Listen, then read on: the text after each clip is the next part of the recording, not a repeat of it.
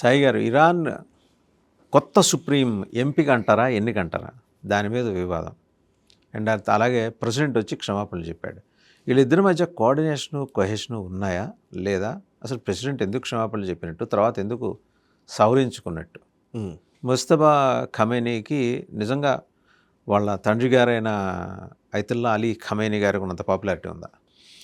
Okay, Ayatollah Ali Khamenei తర్వాత ఆయన వారసుడిగా ముజ్తబా ఖమేనీని వాళ్ళ దగ్గర ఉన్నటువంటి అసెంబ్లీ ఆఫ్ ఎక్స్పర్ట్స్ వాళ్ళు ఈయనని ఎంపిక చేసుకున్నారు. అది అఫ్కోర్స్ అక్కడ ఓటింగ్ ప్రాసెస్లోనే చేశారు. ఇది ఓటింగ్ ప్రాసెస్ జరుగుతుంది అక్కడ. అసెంబ్లీ ఆఫ్ ఎక్స్పర్ట్ అంటే మన పార్లమెంట్ లాంటిది. సో అక్కడ ఎన్నికైనటువంటి వాళ్ళందరూ కలిసి ఒకరిని ఎన్నుకుంటారు. వాళ్ళ సుప్రీం లీడర్కి 2-3 ముఖ్యంగా ఉండాల్సిన అర్హతల్లో ఒకటి ఏంటంటే అతను మత గురువై ఉండాలి. ఇస్లామిక్ రిపబ్లిక్ ఆఫ్ ఇరాన్ కాబట్టి, ఇరాన్ అనేది తన ఇస్లామిక్ భావజాలాన్ని కలిగి ఉన్నటువంటి రాజ్యంగా ఉండాలి కాబట్టి దానికి సుప్రీం లీడర్ని ఎన్నుకోవడం అనేది జరుగుతుంది. ఇందులో మనం ఇంతకుముందు కూడా ఒకసారి మాట్లాడడం, గార్డ్ ఆఫ్ కౌన్సిల్ అని ఒకటి ఉంటుంది, 2 అసెంబ్లీ ఆఫ్ ఎక్స్పర్ట్ ఉంటుంది, 3 సుప్రీం లీడర్, అందరికంటే సుప్రీం అన్నమాట ఈయన. గార్డ్ ఆఫ్ కౌన్సిల్ అండ్ దీనికి డిఫరెన్స్ ఏంటంటే, అలా అసెంబ్లీ ఆఫ్ ఎక్స్పర్ట్ అంటే ఒక పార్లమెంట్ లాంటిది, అక్కడ ఎన్నికైనటువంటి సభ్యులు వీళ్ళందరూ ఉంటారు. గార్డ్ ఆఫ్ కౌన్సిలింగ్ అంటే ఏంటంటే, కౌన్సిల్ అంటే ఒకరు ప్రెసిడెంట్, ఒకరు జ్యుడిషియరీ హెడ్, ఒకరు మతానికి సంబంధించినటువంటి గురువు, అయతుల్లా స్థాయి ఉన్నటువంటి వ్యక్తి గురువు. ఓకే, అంటే జ్యుడిషియరీ అంటే వాళ్ళ రిలీజియస్ జ్యుడిషియరా లేకపోతే నార్మల్ జ్యుడిషియరీ? ఇరాన్లోని న్యాయ విభాగానికి సంబంధించినటువంటి అధిపతి. షరియత్ అఫ్కోర్స్ షరియానే, వాళ్ళ చట్టం ప్రకారమే. సో న్యాయ విభాగాధిపతి ఒకరు ప్రెసిడెంట్, అధ్యక్షుడు, అండ్ ఇట్స్ ఏంటంటే ఒక మత గురువు. ఈ ముగ్గురు ఉంటారు. రెజా అనే వ్యక్తి, అలీ రెజా అనే వ్యక్తి మత గురువుగా ఉన్నాడు, అండ్ పెజెష్కియన్ ప్రెసిడెంట్గా ఉన్నాడు. ఇంకొక వ్యక్తి జ్యుడిషియరీ హెడ్, గార్డ్ ఆఫ్ కౌన్సిల్లో ఉన్నారు. సో అయతుల్లా అలీ ఖమైనీ ఆయన తర్వాత ఎవరు సుప్రీం లీడర్ అనేది నియమించే టైంలో, సుప్రీం లీడర్ నియమించడానికంటే ముందు ఫస్ట్ గార్డ్ ఆఫ్ కౌన్సిల్లో ఒక మత గురువుని పెట్టారు. ఆ తర్వాత ఇప్పుడు సుప్రీం లీడర్ని ఎన్నుకున్నారు. సుప్రీం లీడర్గా ఎవరంటే అయతుల్లా అలీ ఖమైనీ కొడుకు అయినటువంటి ముజ్తబా ఖమనేనే సుప్రీం లీడర్గా ఎన్నుకోవడం జరిగింది. ప్రాసెస్ పర్ఫెక్ట్గానే ఫాలో అయ్యారు. అయితే ఇందులోకి వచ్చినటువంటి చిన్న వివాదం ఏంటంటే, మీరు ఈయనని నియమించారు కదా, ఈయనకి వెస్ట్కి కొన్ని సంబంధాలు ఉన్నాయి, దానివల్ల నిజంగా ఈయన పవర్ఫుల్గా ఉంటాడని గ్యారంటీ ఏంటి అని కొంతమంది అంటున్నారు. ఈ ప్రాసెస్లో కొన్ని లోపాలు ఉన్నాయని కొంతమంది, అంటే ఇండివిజువల్గా కొంతమందిని కలవాలి, ఆయన కలవకుండా ఇండివిజువల్గా కొంతమంది అభిప్రాయాలు సేకరించాలి ఆ ప్రాసెస్లో. అంటే పలానా స్టేక్ హోల్డర్స్ ఉంటారు కదా వాళ్ళ దాంట్లో, ఎవరెవరైతే ఈ కీలక నిర్ణయాలు తీసుకునేటప్పుడు సంప్రదించాల్సినటువంటి వ్యక్తులు ఉంటారో వాళ్ళని కరెక్ట్గా సంప్రదించలేదు అని ఇంకొక వివాదం వచ్చినట్టుగా ఇరాన్ సంబంధించినటువంటి కొన్ని పత్రికల్లో వచ్చిందని, ఇంకా వెస్టర్న్ మీడియాలో వచ్చింది. అదేంటంటే, దీన్ని వీళ్ళు ఏమంటున్నారంటే, ఇప్పుడు ఒక ఎమర్జెన్సీ సిచ్యువేషన్ ఉంది, ఇట్లాంటి టైంలో ఇండివిజువల్గా కలవడము, కాన్సెన్సస్ బిల్డ్ చేయడము, వీటన్నిటికీ సమయం లేదు, అందుకోసం ఇది తీసుకున్నాము, ఈయన ఎన్నుకున్నామని చెప్పేసి వాళ్ళు చెప్తున్నారు. ఈయన ఎన్నుకోవడానికి అర్హత ఏంటి అని అంటే కనుక, అయతుల్లా అలీ ఖమనేయికి ఆయన్నే బతికున్నప్పుడు చెప్పాడు, పలానా వ్యక్తి ఈయనైతేనే బాగుంటుందని చెప్పారు. ఆయన చెప్పినటువంటి సుప్రీం లీడర్ చెప్పాడు కాబట్టి వాళ్ళ కొడుకుని సుప్రీం లీడర్ని చేశామని చెప్పేసి ఇంకొకటి అంటున్నారు. అయితే ఈయనకి ఉన్న సంబంధాలు ఏంటి అని అంటే కనుక, గతంలో 2004 నుంచి 2008 మధ్య కాలంలో అంట ఈయన ఇన్ఫర్టిలిటీతో ఉన్న నేపథ్యంలో దానికి ట్రీట్మెంట్ కోసమని వెళ్ళారా, యూరోప్ దేశాలకు వెళ్ళాడు అని చెప్పేసి అంటున్నారు. అది కాక ఈయన నియామకం విషయంలో డొనాల్డ్ ట్రంప్ మొన్న ఒక వ్యాఖ్య చేశాడు. డొనాల్డ్ ట్రంప్ ఏమన్నాడంటే, పర్టికులర్లీ ముజ్తబా పేరుని ప్రస్తావించాడు. ఆయన ముజ్తబా ఏ అవకాశాలు ఉన్నాయి, కానీ మమ్మల్ని కాన్సెన్సస్ తీసుకోకుండా, మా ఒపీనియన్ తీసుకోకుండా, లేదా మా నిర్ణయం మేరకే అక్కడ సుప్రీం లీడర్ని ఎన్నుకోవాలి అని చెప్పేసి డొనాల్డ్ ట్రంప్ అన్నాడు. అండ్ ఈయన పేరు తీసుకొని ఈయన గురించి మాట్లాడడము, ఈయన ప్రస్తావన రావడము, ఈయన ప్రస్తావన వచ్చిన తర్వాత వచ్చింది కాబట్టి సో డొనాల్డ్ ట్రంప్ అనుకున్న వ్యక్తే వచ్చాడేమో, కావాలని బయటకలా చెప్తున్నాడేమో అని కూడా ప్రచారం జరుగుతోంది. సో ఇట్లా 2-3 ఉన్నాయి. అయితే ఈయన ఇండివిజువల్గా ఈయనకు ఉన్నటువంటి ప్రొఫైల్ ఏంటి అని అంటే కనుక, ఈయన ప్రొఫైల్ ప్రకారం చూస్తే ఇప్పుడు ఐఆర్జీసీ ఉంది కదా, ఐఆర్జీసీ కీలకంగా ఆయన ఐఆర్జీసీ గ్రోత్ స్టోరీలో ఇరాన్ రెవల్యూషనరీ గార్డ్ కోర్ వాళ్ళ కీలక విభాగం ఏదైతే ఉందో దాని గ్రోత్లో ఈ పర్టికులర్ ముజ్తబా ఖమేనీ పాత్ర చాలా కీలకం. ఈయన గ్రౌండ్లో వర్క్ చేసినటువంటి వ్యక్తి అండ్ సైనిక పరమైనటువంటి అవగాహన పూర్తిగా ఉన్నటువంటి వ్యక్తి. ఇంకొక కీలకమైన విషయం ఏంటంటే ఇంటెలిజెన్స్ విభాగాల్లో జరుగుతున్నటువంటి వాటిని ఇంటెలిజెన్స్ ఏజెన్సీస్కి అదేవిధంగా ఐఆర్జీసీకి మధ్య కోఆర్డినేట్ చేసినటువంటి వ్యక్తి. అయితే ఈయన ఎప్పుడు కూడా అధికారికమైన పోస్ట్లో ఎప్పుడూ లేడు, అనధికారికంగానే వ్యవహరిస్తూ వచ్చాడు. ఆయన ముఖ్యంగా సుప్రీం లీడర్ కొడుకుగానే ఆయనకు ఉన్నటువంటి అధికారాల మేరకు వచ్చాడు. కానీ ఇప్పుడు స్పష్టంగా ఒక పర్టికులర్ అఫీషియల్ పొజిషన్ తీసుకొని ఆయన ఉన్నట్టుగా భావించాలి. ఇప్పుడు ఇది ఎంత జరుగుతూ ఉంటే అసలు యాక్చువల్లీ మన దగ్గర కూడా కొంచెం మొన్న మధ్యనే ఒక చిన్న కన్ఫ్యూజన్తో, అంత కన్ఫ్యూజన్ కూడా కాదు, కావాలని చేసింది అది. ఇరాన్ విషయంలో ఖమైనీ చనిపోతే మోదీ గారు స్పందించలేదు అని చెప్పి మాట్లాడతారు. సో మోదీ గారు స్పందించలేదు అని అంటే బేసిక్ థింగ్ ఇది. నేను ఎందుకు చెప్పానంటే కావాలనే మోదీ గారు ఎందుకు స్పందించారు అని అంటే, మోదీ గారు అధికారికంగా ఒక ప్రధానమంత్రి హోదాలో మన దగ్గర ఉన్నారు. అక్కడ ఆయన ఒక మతపరమైనటువంటి గురువుగానే ఆయన చూస్తాం మనం. ఆయన ప్రెసిడెంట్ అధికారిక హోదాలో ఉన్నటువంటి వ్యక్తి. Pezeshkian is president. ఇప్పుడు ఆ లాస్ట్ టైం ఇబ్రాహీం రైజీ ఉండేది. ఇబ్రాహీం రైజీ చనిపోయినప్పుడు మనం ఇమీడియట్గా రెస్పాండ్ అయ్యారు మోదీ గారు. సో అధికారికంగా ఒక ప్రభుత్వానికి సంబంధించినటువంటి పదవిలో ఉన్నటువంటి వ్యక్తి చనిపోయినప్పుడు రెస్పాండ్ అయ్యేదానికి, ఒక మతపరమైనటువంటి గురువు చనిపోయినప్పుడు రెస్పాండ్ అయ్యేదానికి చాలా డిఫరెన్స్ ఉంటుంది. టెక్నికల్ రీజనే ఇది. అఫ్కోర్స్ అవ్వాలనుకుంటే అయ్యేవాడే, అవద్దు అనుకున్నారు కాబట్టి అవ్వలేదు అనుకుంటే నేను కూడా చెప్తాను. బట్ టెక్నికల్ రీజన్ కూడా ఇందులో ఉంది. సో చాలామంది తెలియకుండా దీన్ని ఏమంటున్నారంటే, ఖమైనీ చనిపోతే ఎందుకు మోదీ గారు మాట్లాడలేదు అని అంటారు. సో అఫ్కోర్స్ ఆయనకు సమవుజ్జిగా ఎవరు ఉంటారు, కౌంటర్ పార్ట్ ఎవరు ఉండాలి అని అంటే ప్రెసిడెంట్, ప్రైమ్ మినిస్టర్, ఈ హోదాలో ఉన్నవాళ్ళు ఉండాలి అనేది. అందుకోసం ఇప్పుడు మన విక్రమ్ మిశ్రీ గారిని పంపించాం మనం, సంతకం పెట్టి వచ్చారు ఆయన ఇరాన్ ఎంబసీకి వెళ్ళి. ఓకే, ఆయన మృతికి సంతాపం తెలుపుతూ సంఘీభావం ప్రకటిస్తూ. సరే, ఇప్పుడు మళ్ళీ ఈ విషయంలోకి వస్తే ఖమనీ తర్వాత ఇప్పుడు ఉన్నటువంటి ఈ ముస్తఫా ఖమనీ ఏం చేయగలడు? ఈయనకు సంబంధించినటువంటి విషయాల్లోకి వస్తే, ఈయన ఐఆర్జీసీలో కీలక పాత్ర వహించినటువంటి వ్యక్తి కాబట్టి, అండ్ ఇంకోవైపు ఇంటెలిజెన్స్ ఏజెన్సీస్ మీద పట్టున్నటువంటి వ్యక్తి, అండ్ మతపరమైనటువంటి అంశాల్లో ఆయన పూర్తి అనుభవం ఏం లేదు. నిజానికి మతపరమైనటువంటి అంశాల్లో అనుభవం లేదు. కానీ అఫ్కోర్స్ ముఖ్యంగా ఈ షియా కమ్యూనిటీకి సంబంధించే మొదటి నుంచి కూడా వాళ్ళు ఏంటంటే వాళ్ళు ఈ వారసత్వానికి ఎక్కువ పెద్దపీట వేస్తారు. ముఖ్యంగా వాళ్ళ మొదటి నుంచి ఆరిజిన్స్లో కూడా మహమ్మద్ ప్రాఫెట్కి సంబంధించిన రక్త సంబంధికులే నడపాలి, ఖలీఫ్ కావాలి అంటే ఇస్లామిక్ రాజ్యాధినేత ఎవరు ఉండాలి అని అంటే ఆయన కుటుంబ సభ్యుల నుంచే రావాలని అనేటువంటి ఒక భావన నుంచి వచ్చింది. సో దీంట్లో వేరే ఏం లేదు, మొత్తం ఆ భావనని బేస్ చేసుకునే ఖమైనీ తర్వాత వారసుడు వచ్చినప్పుడు కూడా ఆయన్నే కావచ్చు అనేది వాళ్ళు నమ్మేటువంటి సిద్ధాంతమే కాబట్టి పెద్ద ప్రాబ్లం లేదు. బట్ అయితే ఎఫిషియన్సీ వైజ్ చూస్తే ఆయన ఇస్లామిక్ అంశాలకు సంబంధించిన ఎఫిషియన్సీతో పోల్చితే ఐఆర్జీసీ కమాండర్గా లేదా ఇక్కడ ఉన్నటువంటి కమాండ్ చేసే విధానాల్లో కానీ మిలిటరీ పరమైనటువంటి అంశాల్లో మాత్రం ఖచ్చితమైన అనుభవాన్ని గడించినటువంటి వ్యక్తి. అండ్ ఇరాన్కి సంబంధించిన న్యూక్లియర్ వెపన్స్ తయారు చేసుకునే విషయంలో ఆయన కీలక పాత్ర వహించారని కూడా తెలుస్తుంది. న్యూక్లియర్ ఎన్రిచ్మెంట్ ప్రోగ్రామ్కి ఆయన కీలకంగా ఆయన వ్యవహరించాడు. ఆయన వల్లనే ఇంత దూరం కూడా వచ్చాయి న్యూక్లియర్ ఎన్రిచ్మెంట్ ప్రోగ్రామ్ అనేది చెప్తున్న విషయం. సో ప్రస్తుతం ఈ పరిస్థితుల్లో మీరు ఇందాక అడిగారు, ప్రెసిడెంట్ అయినటువంటి పెజెష్కియన్ గల్ఫ్ దేశాలకు క్షమాపణలు అడిగాడు. గల్ఫ్ దేశాల మీద దాడి చేయడం కరెక్ట్ కాదు, మేము కూడా చేసేది కాకుండే, బట్ చేశాము. మా పైన జరిగిన దాడికి మేము ప్రతిస్పందనగా మేము చేశాము. కానీ గల్ఫ్ దేశాల మీద మాకేం కోపం లేదు, వాళ్ళతోటి మాకేం వైరం లేదు, వాళ్ళతో మేము కలిసి ఉండాలని అనుకుంటున్నాము, ఒక బ్రదర్లీ నేచర్తోనే మేము ఉండాలనుకుంటున్నాము అని పెజెష్కియన్ చెప్పాడు. చెప్పగానే అందరూ మళ్ళీ ఇరాన్లోనే ఒక విమర్శలు మొదలయ్యాయి. అలా ఎలా చెప్తారు మీరు, అసలు మీ మీద దాడి చేసిన వాళ్ళకి ఆశ్రయం ఇస్తున్నటువంటి వాళ్ళు అదే గల్ఫ్ దేశాలు, సో మిలిటరీ బేస్లు ఉన్నాయి వాళ్ళకి మీరు క్షమాపణలు ఎందుకు చెప్తారనేది ఇంకొక వర్షన్. దానికి కూడా సవరణ ఇచ్చాడు మళ్ళీ అన్నాడు, నన్ను తప్పుగా ఇంటర్ప్రిట్ చేశారు నేను చెప్పేదాన్ని అని చెప్పేసి కూడా ఏదో మాట్లాడాడు. సో అంటే ఈ మొత్తం కాన్ఫ్లిక్ట్స్లో మనకు అర్థమవుతున్న టేక్అవేస్ ఏంటంటే ఇరాన్ కొంత స్మూతెన్ చేయాలనుకుంటోంది వాతావరణాన్ని, వార్ ఇంకాస్త ఎస్కలేట్ చేయాలనుకుంటుందా, అగ్రెసివ్గా ఉంటుందా అంటే మొదట్లో చేసినటువంటి అగ్రెషన్ అదంతా కూడా ఇప్పుడు ఆపేశారు. ఇప్పుడు బాంబింగ్ లేదు గల్ఫ్ దేశాల మీద, ఇప్పుడు అటాక్స్ ఆగిపోయినాయి పూర్తిగా. సో వాళ్ళ మీద రిటాలియేషన్ చేయడమో, వాళ్ళ మీద ఏదో అటాక్ చేయడమో, డ్రోన్స్ చేయడమో ఆపేశారు. బట్ ఇజ్రాయెల్ అండ్ అమెరికాతో మాత్రం నడుస్తోంది. అది మేము అసలు ఊరుకునేది లేదు, ట్రంప్ ఖచ్చితంగా దీనికి బదులు చెప్పాల్సి వస్తుంది, ఆ బదులు తీర్చుకుంటాం మేము అని చెప్పేసి మాట్లాడుతున్నారు.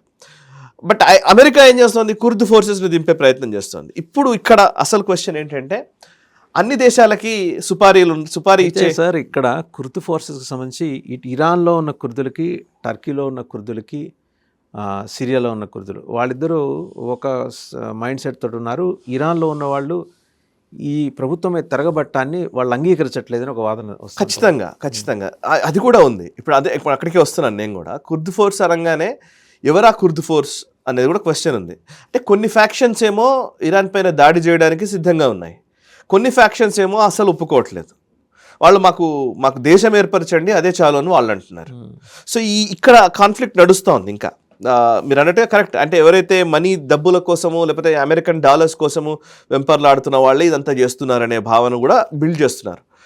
But what ever it may be, ఒక ఫ్యాక్షన్ అయితే ఇరాన్ మీద అటాక్ చేయడానికి సిద్ధమవుతోంది.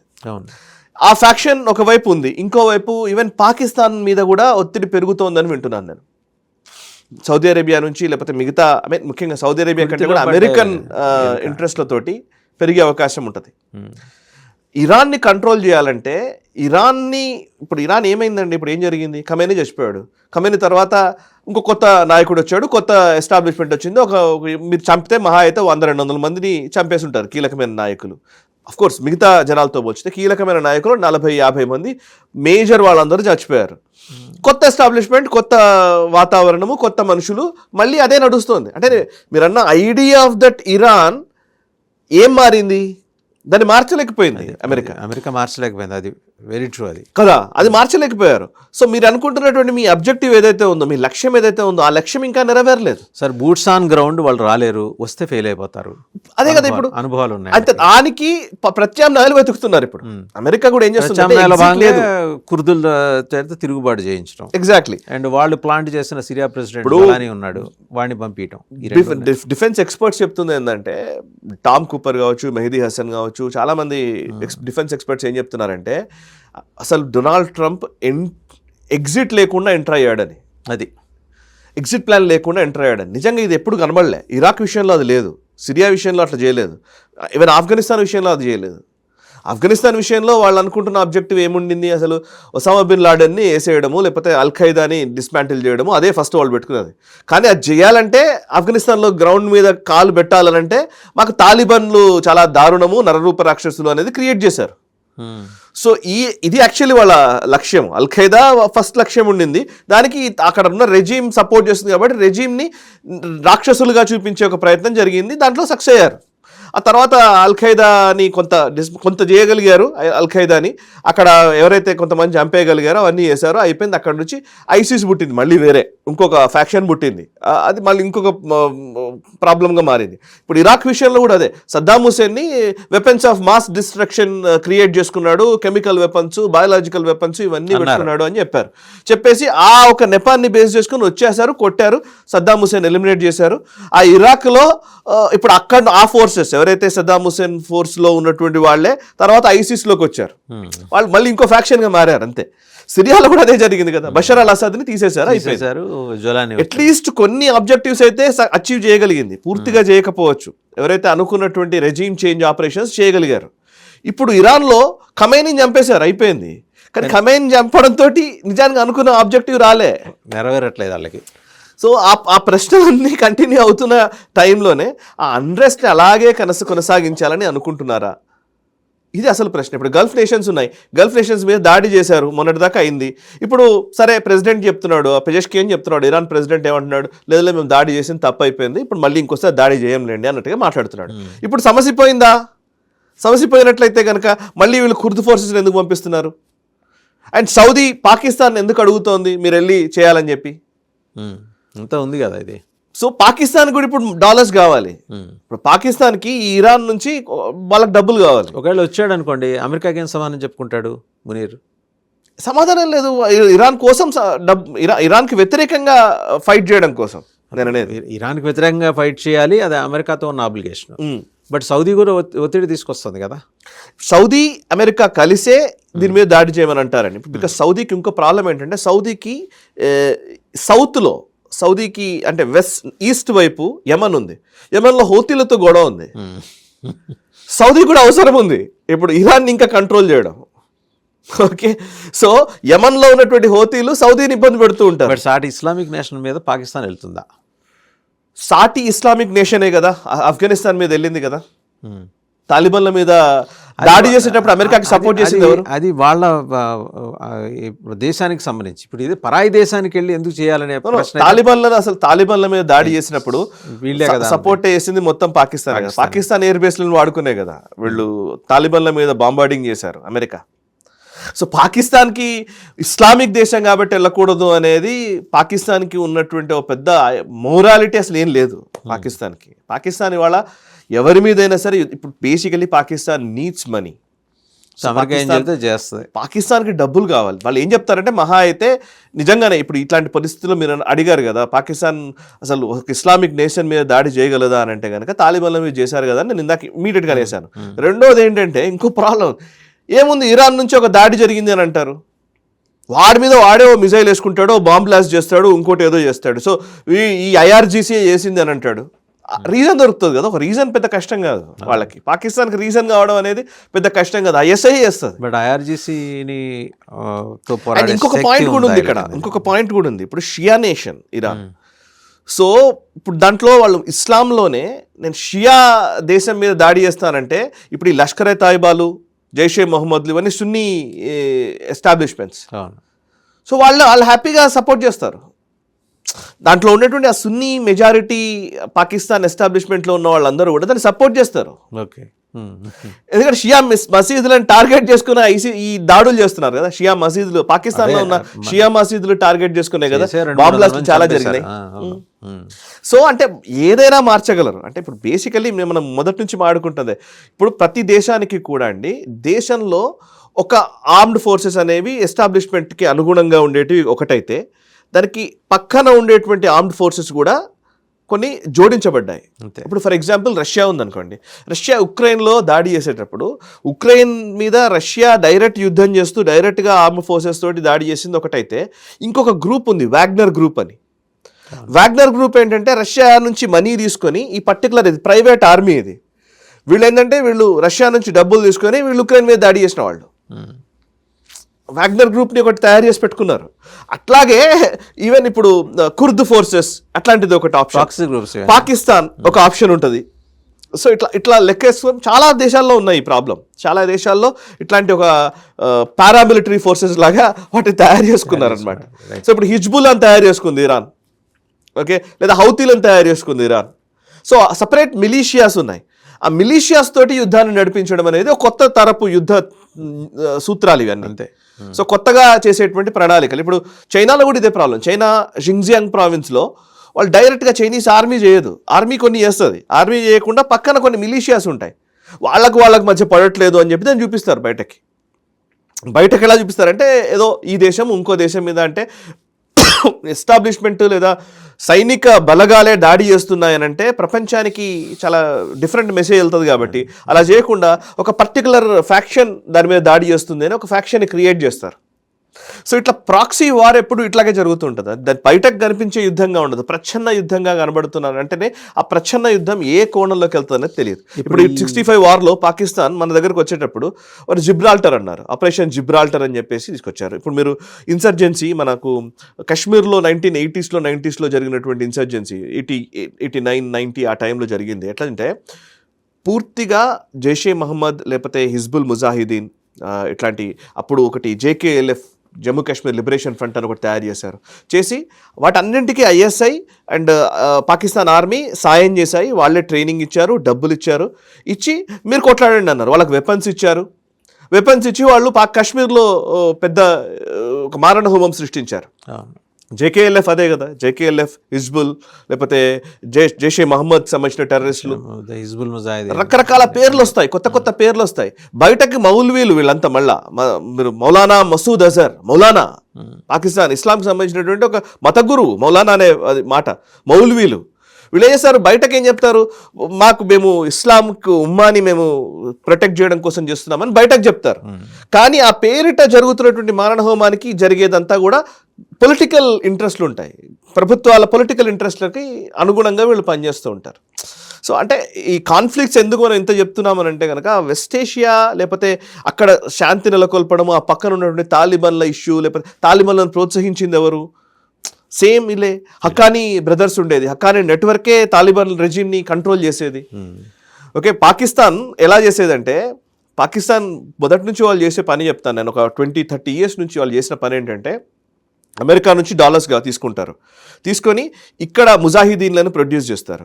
ప్రొడ్యూస్ చేసి తాలిబాన్లకు వ్యతిరేకంగా పోరాడేలాగా చేసేది వాళ్ళే. తాలిబాన్లను తయారు చేసేది వాళ్ళే. అటు ఆఫ్ఘనిస్తాన్కి వ్యతిరేకంగా చేస్తారు, డబ్బులు తీసుకొని వాళ్ళకి ఆఫ్ఘనిస్తాన్కి వ్యతిరేకంగా పనిచేసిన వాళ్ళు వీళ్ళే. నిజానికి ఆఫ్ఘనిస్తాన్కి సంబంధించిన అనుపానులు చెప్పడము, మిలిటరీ బేసులు చెప్పడము, అక్కడ నెట్వర్క్స్ క్రియేట్ చేయడము, సిఐఏకి నెట్వర్క్స్ క్రియేట్ చేసింది ఐఎస్ఐ. ఓకే, సిఐకి అసెట్స్ ఐఎస్ఐ వాళ్ళే, ఎట్ ద సేమ్ టైం తాలిబాన్లకు అసెట్స్ వీళ్ళే. సో రెండు రకాలుగా మాట్లాడతారనమాట. సో ఇప్పుడు జరుగుతున్నటువంటి ఈ కాన్ఫ్లిక్ట్లో కూడా, ఇప్పుడు ఈ కాన్ఫ్లిక్ట్లో నుంచి ఎలా మనం డబ్బులు చేసుకోవచ్చు అని పాకిస్తాన్ ఆలోచిస్తూ ఉంటుంది 100%. అందులో భాగంగానే ఇదంతా చేసేది. మనం మనలాంటి దేశం ఏం చేస్తుందంటే, ఇప్పుడు ఇట్లాంటి టైంలో మనం చేయాల్సింది, ఇప్పుడు ఆ పాకిస్తాన్ ఏం చేసినా లేకపోతే ఇంకోరు ఏం చేసినా మనం ఖచ్చితంగా అబ్జర్వ్ చేస్తున్నాం, మనం చూస్తున్నాం. మన ఇంట్రెస్ట్లను మనం కూడా ప్రిజర్వ్ చేసుకుంటాం. మనమేం ఊరికే వదిలేసేది లేదు, ఇంతకు ముందులాగా ఇప్పుడు లేదు, నేను 100% చెప్పగలను. సో ఇప్పుడు మనం ఏం చేస్తాం, సౌదీ కానీ లేకపోతే ఈ యుఏఈ కానీ ఈ దేశాలతోటి మనము సంబంధాలు నడుపుతూ ఉన్నాం. ఇప్పుడు యుఏఈకి మేబీ మనం ఆకాశ్ తీర్ లాంటివి వాళ్ళకి ఇవ్వచ్చేమో. థర్డ్ నిజంగా ఇప్పుడు ఫెయిల్ అయిపోయింది ఒక రకంగా చెప్పాలంటే. థర్డ్ టూ ఎక్స్పెన్సివ్ అయిపోయింది వాళ్ళ air defence system. Too expensive అయినటువంటి థర్డ్ని రీప్లేస్ చేయడానికి ఏమన్నా ఆలోచిస్తాయి ఆ దేశాలు. ఇప్పుడు మొన్ననే మనము సుదర్శన్ చక్ర అన్నాం మనం, లేకపోతే ఆకాశ్ తీర్ అన్నాం మనం, మన ఎయిర్ డిఫెన్స్ సిస్టమ్ ఉన్నాయి. ఈ సిస్టమ్స్ని మనము వేరే దేశాలకు ఇవ్వచ్చు. ఇప్పుడు మనం ఆపరేషన్ సింధూర్తో కంపేర్ చేస్తున్నారు చాలామంది.